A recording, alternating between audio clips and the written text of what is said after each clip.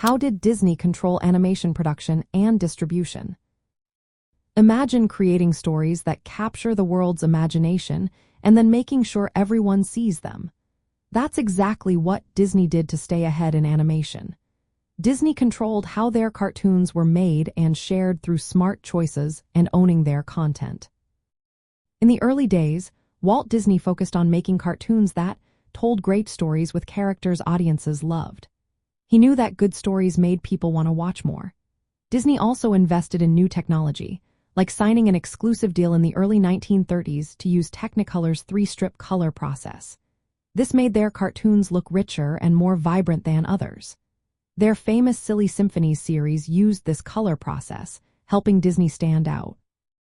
Disney also pushed the limits by creating the first full-length animated movie, Snow White and the Seven Dwarfs, in 1937.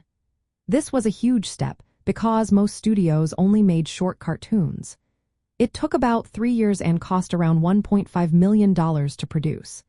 Disney's focus on storytelling, technology, and quality set a new standard for animation. On the distribution side, Disney initially worked with outside companies to get their cartoons into theaters. They signed deals with different distributors like M.J. Winkler, Columbia Pictures, United Artists, and later RKO Radio Pictures. These partnerships helped Disney reach a broad audience. But Walt Disney learned a key lesson early on. To keep control, he needed to own his characters and films. That's why Disney made sure to own the rights to their creations, like Mickey Mouse and later Donald Duck.